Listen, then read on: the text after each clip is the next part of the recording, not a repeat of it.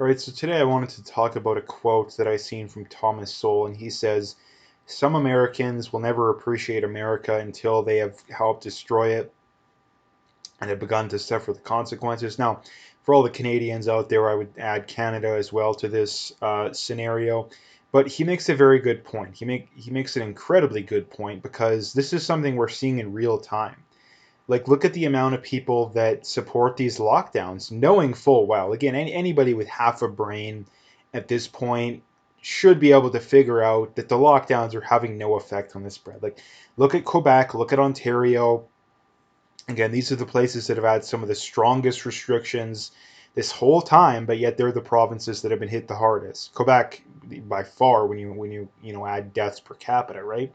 We constantly hear about how bad Alberta is, even though Quebec has had significantly more deaths per capita, right?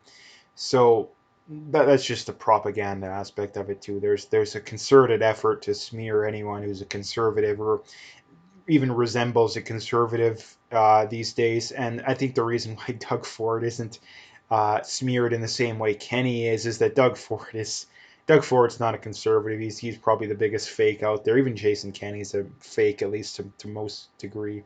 Um, but again, the point remains that this is a problem we're going to see more and more of going forward. It's something I've been saying for the longest time that we are going to recover out of this whole situation into a recession, right? We are going to recover out of this whole situation into a recession. And what's going to happen then? Well, we have left wing governments in both Canada and the States, and their solution is going to be to push towards socialism, right? I mean, we're already doing it in Canada, and there's already calls for it in the States as well. So what's going to happen is that'll just further advance the destruction of these countries, right? That's just going to further advance the destruction because the solution right now it's so obvious it's not even funny. It's been that way for 8 months. It's reopen and have some minor restrictions when it comes to nursing homes and people with underlying conditions. And then this is just the insanity of this situation. The fact that we have to keep going over this over and over and over again is so completely insane. It's not even funny because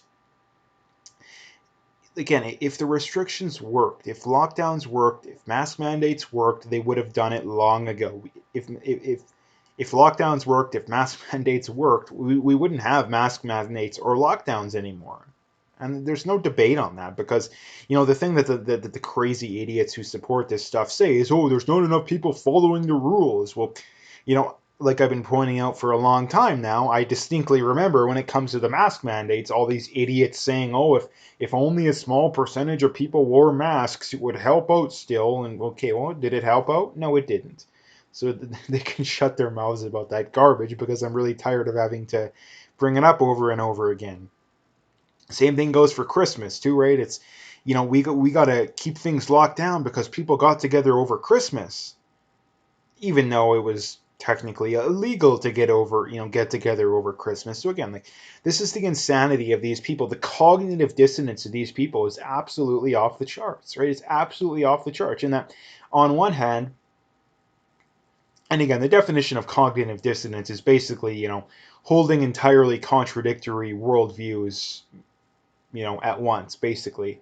And this is textbook cognitive dissonance because on one hand they think that the lockdowns work, but on the other hand they think that we have to keep locking down because no one's following the rules of the lockdowns, right? So again, like which one is it? Do they work or not? Because if no one's following the rules, why are we still doing it? Like this is one of the millionth reason it seems to where I don't trust these people at all is that if these people were really honest, if they really weren't completely disingenuous, they would be asking people, okay, let's say we reopen things at least to some extent. Like, what restrictions are we okay with? Are you okay with us having? Like, what restrictions are you okay with us having? But they never do that. It's never a two-way street with these people. It is always, we are going to act as dictators and you are going to take it whether you like it or not, right? And that's the gravity of this whole situation. But getting back to the main point here, again, we live in a world to where because of the amount of insane brainwashing that goes on in public schools and over the mainstream media, kids are taught to hate everything that has created the wealth we have. They're taught to hate everything that is made us arguably the best, areas of the world. I mean, I think that's pretty obvious. Um, they're taught to hate all that, right? They're taught to hate all that, and they're taught to love the stuff that leads to massive amounts of people getting killed and becoming a third world country, right? So what's going to happen? What's going to happen is that eventually things are going to go. Things have to go belly up at some point, right? Things have to go belly up at some point. Now, it's possible they can just print up as much money as possible to get ourselves out of this, but the gravity of the situation, I don't think that that's possible. I don't think that's possible because coming out of this whole situation, like I say, we're going to be in a recession. Again, people think that this is another reason, of the millionth reason that the people that support these lockdowns are completely insane and they've absolutely no idea what they're talking about, is that they genuinely believe that you can just flip off the economy like a light switch, right? You can tell, put a million people out of work, tens of thousands of businesses, no income, still making them pay their bills, right? They still got to pay the bills, but they have no income, and those businesses are just magically going to be there a year later. Like, the insanity of these people really knows no bounds. And this is the problem too, that a lot of these people are the ones running things. This isn't just the everyday idiot, college student, or the idiotic, public school teacher, or some of these people that live in a fantasy world. Like, no, a lot of these people are literally running things, right? Like Jason Kenney, we gotta help small businesses. Small businesses are great. Clearly just trying to pander to the base, right? Clearly just trying to pander to the base, and then turns around and shuts down a bunch of small businesses. Like, this is just the insanity of people. Like, this is the insanity because the government can literally tell you that, oh, you guys are the greatest thing since sliced bread. We love you so much, and then next week, turn around and completely crap all over you, and basically, yeah, crap all over you, and people like, oh, thank you, can I have another one? Do it again next week. Oh, thank you, can I have another one? Like, at what point do people get their heads on straight? Like, I really don't understand. Like, um, and again, the reason why people can't get their heads on straight is that they've been so heavily programmed and so heavily brainwashed that for a lot of these people, it's never going to happen. Like, a lot of these people, it's never going to happen. They could be marched off to the gulags, and they would think it's in their best interest the entire time, right? They would think it's in their best interest the entire time. That's how stupid the average person is these days. Um, so yeah, the main point here being is that he makes a very good point that I don't even know if it's some people. He says some people. I think it's probably most people. It is most people. I would say of the people that actually appreciate this and actually have their heads on straight, maybe 10-20% of people tops. 10 may even be little generous to some degree.